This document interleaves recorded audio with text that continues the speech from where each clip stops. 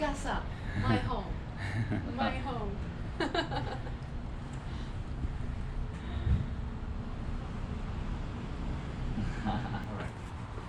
Good morning.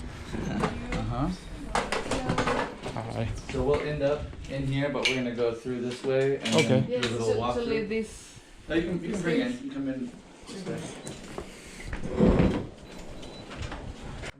And we'll go to our left here. Okay. So, excuse me. What up? Hey, how you doing? What's happening? Nice to finally meet you. How you doing? I really love and appreciate Kiesel works. You're amazing, Jeff. Oh, thanks. You guys are not so bad yourselves. Why Thank you very much. We'll go through the shop. Is this you? Okay, Right here? yeah. Yes. The first time, the first factory in my life. Is that right? Yes. Factory yes. tour, yeah. Well, very cool. What'd you Well, say? here we go. So I'm gonna take you guys all the way to the back, Wow. and then we're gonna Wow. end up back here where they I finish up. I saw this so many times online. Hello. These are all primers that were sanded, and so they're gonna get top coat on them. They're gonna get painted today with clear or a color. It's a little warm, but I'm sure you guys are used It's to this perfect, warm and yeah. humid weather. Yeah. Right? So we try to keep everything, the humidity. We have these machines up here in the air, look like little flying saucers. They spray water and atomize in the air to keep the humidity at about 40%. So 40. that's why you feel it, like your skin feels good and everything.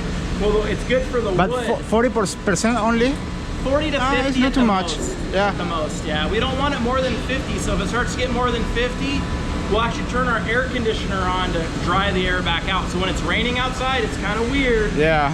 It's cold and raining, we have to shut the doors and turn the air on. Yeah. Because we don't want the wood getting too wet. So the wood comes from all over the world. Everything has documentation and paperwork. We use a lot of mahoganies, swamp ash, black limba. Wow. We use some koa, not as much. And then of course a lot of maples for the neck, alder bodies, things like that. And then we have stacks of ebony and all kinds of woods up there, quilts and skulls, anything and everything. So something that's different for us compared to other guitar shops is you see the boards, they're in lumber form. Yeah. So big old huge long boards. Some of them are really wide, some of them are more narrow. And what we do is we build our own body blanks and neck blanks here. So companies like Gibson even, they will buy their body blanks already cut. We cut them ourselves. So by cutting everything ourselves, what we'll do is we'll take a board like this and we'll chop it and then grab this second piece and chop it and we'll put it next to like a neck through.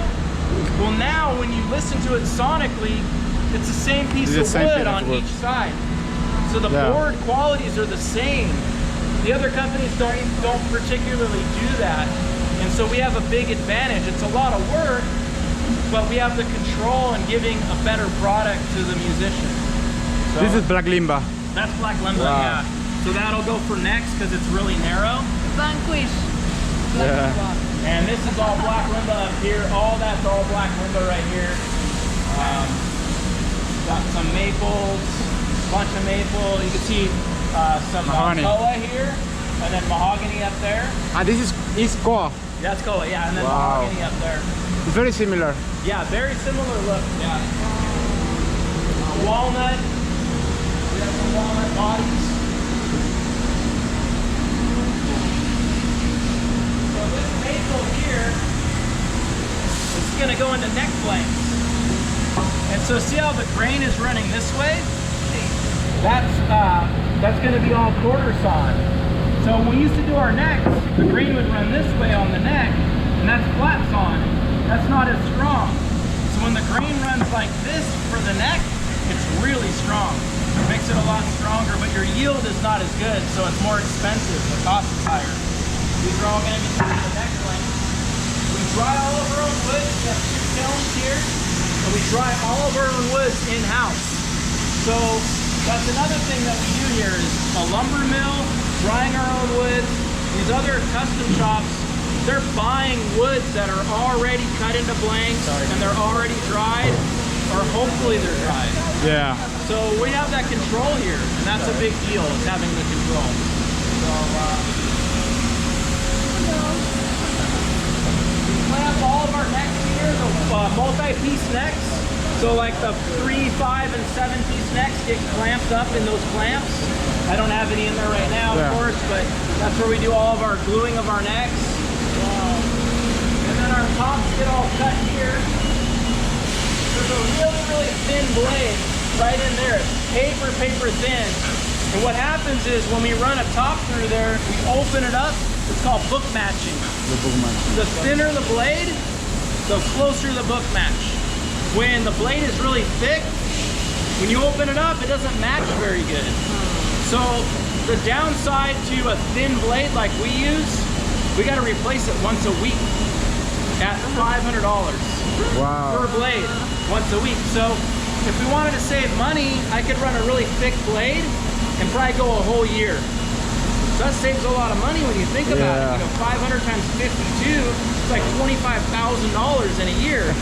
I can save 25 grand, but the tops aren't going to look as good. They're not going to match as good. So it's important to me to give a better match for the artist and the customer that's paying.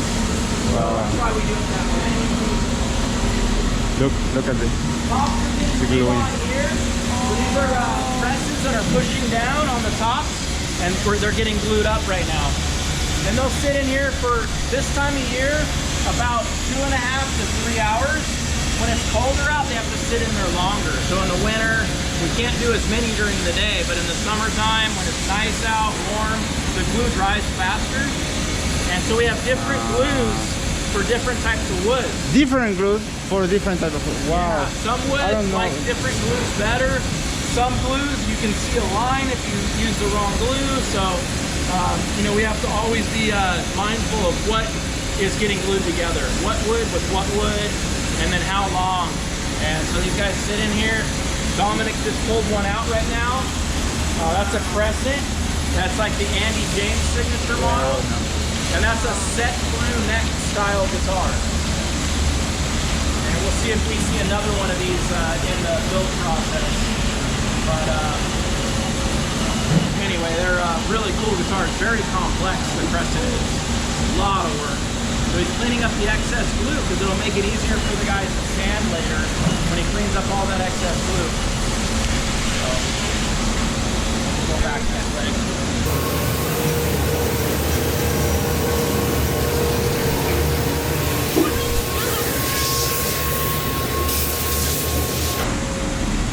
So they're putting side dots in here, and those are all the lumen lace side dots. Everything's lumen lace standard. See beautiful roasted board, and you can see this awesome left-handed. So we even do quite a bit of left-handed color treated board.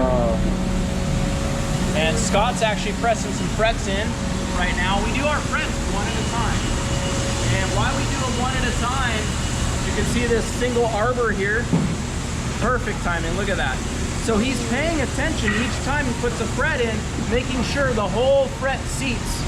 A lot of companies will have a big piece that's really wide, and they press them all in at one time, and they're not perfect.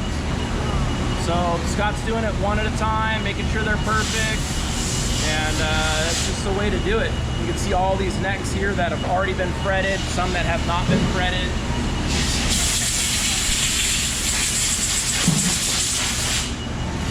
24 times per each guitar. Yeah. Yeah, it's pretty crazy. Bodies get ran over here.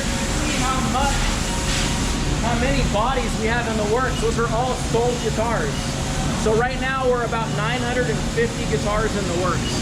And we're up to 1,600. It's crazy.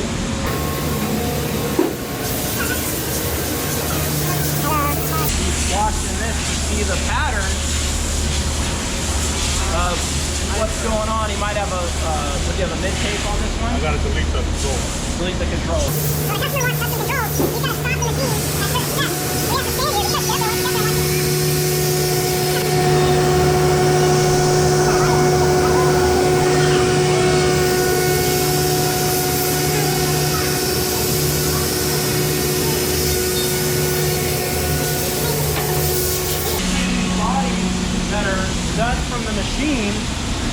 like an Aries, it has these little things we call dog ears.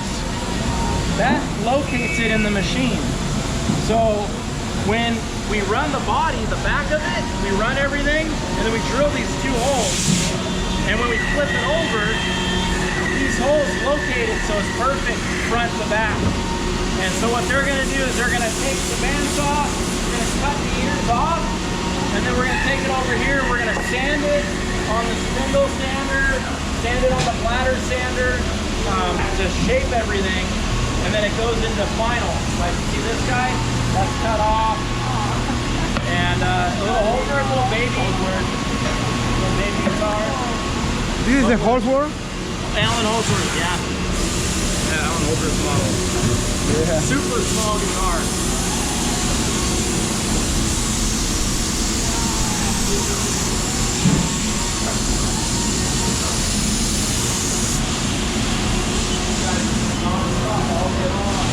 All the final finish work.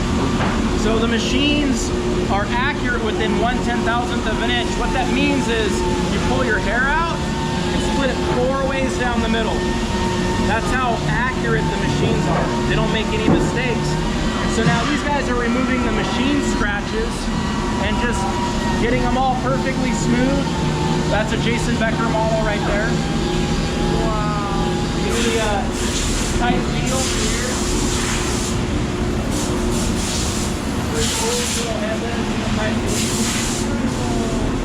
But the concentration, you know, and each person here does their job so well because that's all they do. Now, these guys only are hand shaping.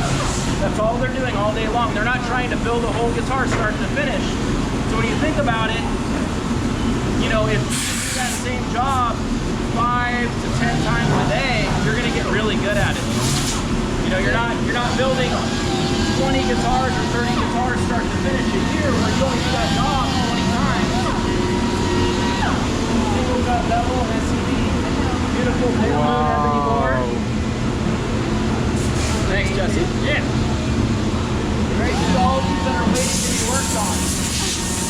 Hundreds of guitars waiting to be worked on. How can you track every guitar? So what happens when, let me get something with a little more options on it. Here we go. So we got Walter Alvarado, and it says the model number. Yeah. It's a hyperdrive 6-string with the Kiesel trim, bevel delete, 24 3/4 scale. Yeah. Diamond pearl white, bursted black on it, and it's gonna be clear gloss. It's got a limba body with a thinner neck profile. We have the 6-string reverse headstock that's matching with the limba. Ivory nut. It has the limba head plate. This is still kind of repeating some things. Thinner neck profile, tongue oil, black ebony, diamond inlays that are mother of pearl with stainless steel frets, compound radius 12 to 16. Wow. Engraved truss rod cover, white pearloid buttons, beryllium pickups. We have PMB is, what the hell is PMB? I don't know. PCC is chrome pole pieces.